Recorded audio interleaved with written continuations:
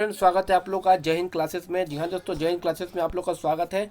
आज मैं आप लोग को प्रीवियस ईयर, जी हाँ, तो प्रीवियस ईयर के जीके रिलेटेड पेपर 3 जो प्रीवियस ईयर में पूछा गया दोस्तों, उससे रिलेटेड इंपॉर्टेंट जीके क्वेश्चन का बताऊंगा।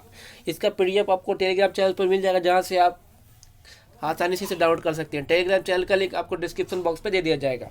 चलिए वीडियो स्टार्ट करते हैं। वीडियो स्टार्ट का आज का हमारा पहला क्वेश्चन है, फरवरी 2019 को बीसीसीआई के कार्यवाहक अध्यक्ष कौन थे? जी हाँ दोस्तों, फरवरी 2019 को बीसीसीआई के कार्यवाहक अध्यक्ष आपके ऑप्शन शशांक मनोहर, सीके खन्ना, विनोद राय या अनुराग ठाकुर। तो दोस्तों, फरवरी 2019 को बीसीसीआई के कार्यवाहक अध्यक्ष जो थे दोस्तों, आपका option number B C K Khanna थे। इसी के साथ अगले क्वेश्चन तरफ पढ़ते हैं।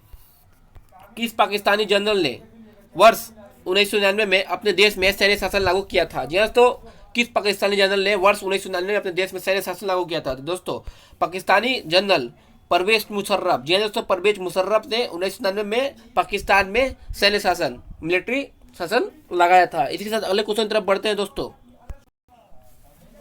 बनारस हिंदू विश्वविद्यालय की स्थापना किसने की? जी हाँ दोस्तों, बनारस हिंदू विश्वविद्यालय की स्थापना आपके ऑप्शन बाल गंगाधर तिलक, जवाहरलाल नेहरू, सर सैयद अहमद खां या पंडित मदन मोहन मालवीय। जी हाँ दोस्तों, बनारस हिंदू कॉलेज की स्थापना किया गया दोस्तों, आपका option number D Pandit Madan Mohan Malviya के द्वारा। इसलिए इस क्वेश्चन का करेक्ट आंसर हो जाता है दोस्तों, आपका ऑप्शन नंबर डी।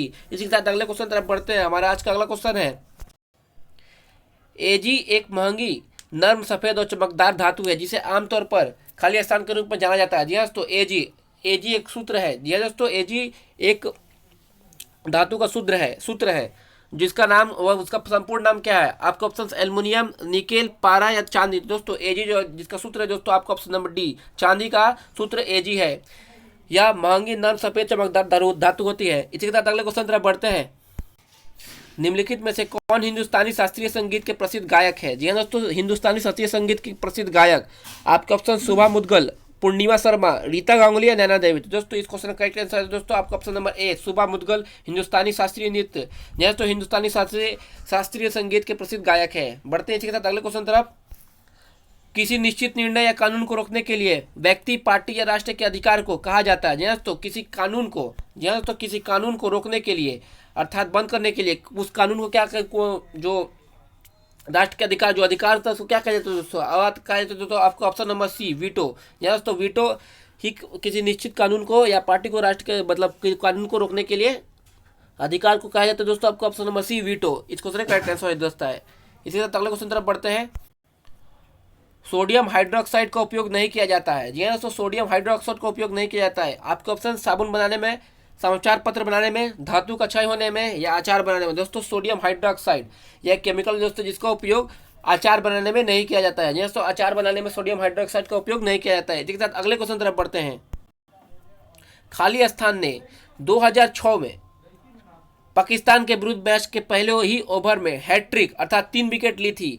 इस प्रकार वे ऐसा करने वाले पहले और आज तक के एकमात्र गेंदबाज बने। यस तो उस गेंदबाज का नाम बताना जिसने 2006 में पाकिस्तान के विरुद्ध मैच में अपने पहले ही ओवर में हैट्रिक लेकर लिया था। आपके ऑप्शन है पार्थिव पटेल, रोहित शर्मा, सचिन तेंदुलकर या इरफान पठान। दोस्तों, यह ऐसा करने वाले एकमात्र गेंदबाज है दोस्तों, आपका option number C Irfan Pathan ji जो है 2006 में पाकिस्तान के खिलाफ अपने पहले ओवर में हैट्रिक विकेट लिया था। इसलिए इस क्वेश्चन का करेक्ट आंसर है दोस्तों, आपका option number C Irfan Pathan. इसके साथ अगले क्वेश्चन तरफ बढ़ते हैं। भारत की पहली महिला मुख्य चुनाव आयुक्त थी। जी हाँ दोस्तों, भारत की पहली महिला मुख्य चुनाव आयुक्त आपके ऑप्शन प्रतिभा देवी, मीरा कुमार, रमा देवी या निर्मला सीतारमन। तो दोस्तों, पहली मुख्य चुनाव आयुक्त थी दोस्तों, आपका ऑप्शन नंबर सी रमा देवी। इस क्वेश्चन का करेक्ट आंसर होता है। आगे बढ़ते हैं इसी के साथ। भारत के निम्नलिखित इस्पात संयंत्र में से कौन सा सार्वजनिक क्षेत्र के अंतर्गत नहीं आता है? यानी तो इस्पात संयंत्र में से कौन सा सार्वजनिक क्षेत्र के अंतर्गत नहीं आता है? टिस्को, राउरकेला स्टील संयंत्र, भिलाई स्टील संयंत्र या दुर्गापुर स्टील संयंत्र। दोस्तों, इन उपर्युक्त BCD दोस्तों BCD ऑप्शन में तीनों इस्पात संयंत्र केंद्र के अंतर्गत आते हैं, लेकिन आपको ऑप्शन नंबर ए टिस्को दोस्तों ऑप्शन नंबर ए टिस्को या इस्पात संयंत्र के केंद्र के अंतर्गत नहीं आता है। इसलिए इस क्वेश्चन का करेक्ट आंसर दोस्तों, आपका ऑप्शन नंबर ए टिस्को। इसी के साथ अगले क्वेश्चन तरफ बढ़ते हैं। द ओरिजिन ऑफ स्पीसीज पुस्तक दोस्तों द ओरिजिन ऑफ स्पीसीज पुस्तक किसके द्वारा लिखी गई है? आपके option Louis Pasteur, James Watson, Charles Robert Darwin या जेन गुडविल। तो दोस्तों, द ओरिजिन ऑफ स्पीसीज यह लिखी गई दोस्तों, आपका option number C Charles Robert Darwin के द्वारा लिखी गई है। इसी के साथ अगले क्वेश्चन तरफ बढ़ते हैं। कथकली की जड़ किस राज्य में है? दोस्तों, कथकली का एक नृत्य शैली है। यहाँ तो कथकली एक साहित्य नृत्य शैली है। यह किस राज्य से रिलेटेड है? आपके option, option A Kerala, option B Karnataka, option C Andhra Pradesh या ऑप्शन डी तमिलनाडु। दोस्तों कथकली की जड़ यह है दोस्तों, आपका ऑप्शन नंबर ए केरल के राज्य से जुड़ी हुई है। इसी के साथ अगले क्वेश्चन तरफ बढ़ते हैं हम लोग आज का। भारतीय रिजर्व बैंक के गवर्नर कौन थे जिन्होंने दिसंबर 2018 में अपना इस्तीफा दिया? यहाँ तो दिसंबर 2018 में इस्तीफा देने वाले भारतीय रिजर्व बैंक के गवर्नर कौन थे? आपके ऑप्शन से option A Urjit Patel, P Chidambaram, option C Narendra Modi, option D doctor Manmohan Singh. तो दोस्तों इस आपका ऑप्शन बी, ऑप्शन सी और ऑप्शन डी ये तीनों दोस्तों हमारे भूतपूर्व प्रधानमंत्री हो रह चुके हैं, लेकिन वर्तमान में प्रधानमंत्री श्री नरेंद्र दामोदर दास मोदी है। आपको ऑप्शन बी डी प्रधानमंत्री रह चुके हैं, इसलिए तो रिजर्व बैंक के गवर्नर हो नहीं सकते। इसलिए आपका option number A Urjit Patel इस क्वेश्चन का आंसर हो जाता है, जिन्होंने दिसंबर 2018 में अपने पद से इस्तीफा दिया। इसके साथ अगले क्वेश्चन तरफ बढ़ते हैं। चार मीनार कहाँ स्थित है? जी हाँ दोस्तों, चार मीनार सिकंदराबाद, मुंबई, पणजी या हैदराबाद। दोस्तों चार मीनार स्थित है दोस्तों, आपका ऑप्शन नंबर डी हैदराबाद में। इसी के साथ अगले क्वेश्चन तरफ बढ़ते हैं। भारत और श्रीलंका को, जी हाँ दोस्तों, भारत और श्रीलंका को के द्वारा विभाजित किया गया है। Gibraltar strait, Bering strait, Hormuz strait या पाक स्ट्रीट। तो दोस्तों भारत और श्रीलंका के बीच जो विभाजित किया गया दोस्तों, मतलब जो लाइन के सीधी रेखा के बीच जो विभाजित किया गया दोस्तों, आपका option number D park street के नाम से उसे जाना जाता है। जी हाँ दोस्तों, पार्क स्ट्रीट के नाम से भारत और श्रीलंका को विभाजित किया गया है। इसी के साथ अगले क्वेश्चन तरफ बढ़ते हैं। निम्न में से कौन परिसंचरण प्रणाली का हिस्सा नहीं है? जी हाँ दोस्तों, परिसंचरण प्रणाली आपके ऑप्शन कोशिकाएं, विल्ली, सिरा या धमनियां। तो दोस्तों परिसंचरण प्रणाली का हिस्सा नहीं है, आपका ऑप्शन नंबर बी विल्ली परिसंचरण संचाली का हिस्सा नहीं है। इसी के साथ अगले क्वेश्चन तरफ बढ़ते हैं हम लोग। खरीफ फसल, जी हाँ दोस्तों, खरीफ फसल किस मौसम की शुरुआत में बोई जाती है? आपके ऑप्शन से ऑप्शन ए शीत, ऑप्शन बी ग्रीष्म, ऑप्शन सी बसंत या ऑप्शन डी वर्षा। तो खरीफ फसल जो है तो खरीफ फसल यह बोया जाता है दोस्तों आपका जून या जुलाई में। जी हाँ दोस्तों, जून या जुलाई में ये या खरीफ फसल बोई जाती है। तो इससे क्या पता चलता है दोस्तों, तो इस जून या जुलाई में किस मौसम की शुरुआत होती है दोस्तों? तो यह शुरुआत होती है दोस्तों आपका ऑप्शन नंबर डी वर्षा। यह तो खरीफ फसल वर्षा के मौसम में बोई जाती है। इसी के साथ अगले क्वेश्चन तरफ बढ़ते हैं। सबसे बड़ा नदी द्वीप माजुली निम्नलिखित में से किस नदी में स्थित है? जैसे सबसे बड़ा द्वीप माजुली यह स्थित है दोस्तों, आपका ऑप्शन नंबर नर्मदा, कावेरी, ब्रह्मपुत्र, गोदावरी। तो दोस्तों सबसे बड़ा द्वीप माजुली यह स्थित है दोस्तों, आपका ऑप्शन नंबर सी ब्रह्मपुत्र नदी के में स्थित है। बढ़ते हैं अगले क्वेश्चन तरफ। अगस्त 1858 में ब्रिटिश संसद ने एक अधिनियम पारित किया जिसमें कंपनी के शासन को समाप्त कर दिया गया। इसे कौन सा अधिनियम एक्ट कहा गया?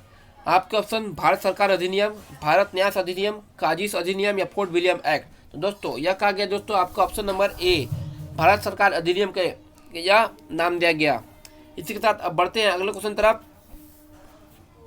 सर्वश्रेष्ठ अभिनेत्री के लिए 2018 के लिए राष्ट्रीय फिल्म पुरस्कार से किसे सम्मानित किया गया? जी दोस्तों, सर्वश्रेष्ठ अभिनेत्री के 2018 यह सम्मानित किया गया दोस्तों, आपका दीपिका पादुकोण, कैटरीना कैफ, श्रीदेवी या आलिया भट्ट। दोस्तों सर्वश्रेष्ठ अभिनेत्री यह सम्मानित किया गया दोस्तों, आपका ऑप्शन नंबर सी श्रीदेवी को सर्वश्रेष्ठ अभिनेत्री 2018 के लिए सम्मानित किया गया। इसी के साथ अगले क्वेश्चन तरफ बढ़ते हैं।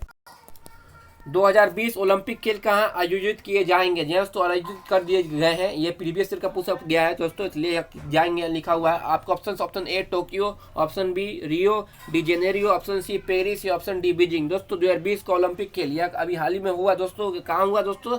तो आपका ऑप्शन नंबर ए टोक्यो जो जापान की राजधानी है, यहीं पर 2020 का ओलंपिक खेला गया है। इसी के साथ अगले क्वेश्चन तरफ बढ़ते हैं। 5 मार्च 1931 को संवैधानिक सुधारों की शर्तों पर बातचीत करने के लिए भारतीय राष्ट्रीय कांग्रेस की ओर से मोहनदास करमचंद गांधी ने किसके साथ उच्च स्तरीय आधिकारिक बैठक में भाग लिया? ध्यान दोस्तों 5 मार्च 1931 में यह लिया गया दोस्तों, मोहनदास करमचंद के गांधी के बीच किसके बीच हुआ दोस्तों? मोहनदास करमचंद गांधी और किसके बीच? Lord Curzon, Lord Ripon, Lord Irwin या लॉर्ड क्लाइव। तो दोस्तों यह हुआ दोस्तों, आपका option number C Lord Irwin. यह दोस्तों लॉर्ड इरविन के साथ मोहनदास करमचंद गांधी का संवैधानिक शर्तों पर बातचीत शुरू हुआ है। इसी के नाम से दोस्तों इसे इरविन समझौता, जी हाँ दोस्तों, इरविन समझौता के नाम से भी जाना जाता है। इसी के साथ अगले बढ़ते हैं अगले क्वेश्चन तरफ।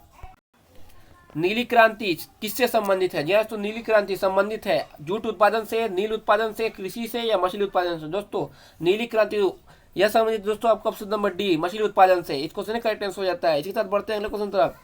भारतीय रेगिस्तान पश्चिमी क्षेत्र में स्थित है। जी दोस्तों, भारतीय रेगिस्तान के पश्चिमी क्षेत्र में स्थित है। कैमूर की पहाड़ियाँ, हिमाद्री, नीलगिरी की पहाड़ियाँ, अरावली की पहाड़ी। दोस्तों भारतीय रेगिस्तान स्थित है आपका ऑप्शन नंबर डी, अरावली की पहाड़ियाँ के पश्चिमी क्षेत्र में स्थित है। इस क्वेश्चन का करेक्ट आंसर दोस्तों आपका ऑप्शन नंबर बी। अगले क्वेश्चन तरफ बढ़ते हैं। मानव शरीर की सबसे छोटी हड्डी, जी हाँ दोस्तों, सबसे छोटी हड्डी कौन सी है? कार्पल्स, अल्ना, रेडियस या कान की हड्डी? तो दोस्तों मानव शरीर की सबसे छोटी हड्डी है दोस्तों आपका ऑप्शन नंबर डी, कान की हड्डी। जी हाँ दोस्तों, कान की हड्डी जिसे स्टेपिज, जी हाँ दोस्तों, हड्डी का नाम स्टेपिज। मानव शरीर का सबसे छोटा हड्डी है, वो भी कहाँ होता है दोस्तों? कान की हड्डी में होता है। तो दोस्तों आपको वीडियो कैसा लगा हमें कमेंट सेक्शन में बताएं, तथा जो नए हैं चैनल में सब्सक्राइब करना ना भूलें, साथ ही बेल आइकन को दबाएं ताकि आपको इससे रिलेटेड नोटिफिकेशन जल्दी ज़्यादा मिलते रहे। इसी के साथ हम लोग मिलते हैं अगले वीडियो में। आज के लिए यही सब होता वीडियो। जय हिंद, धन्यवाद।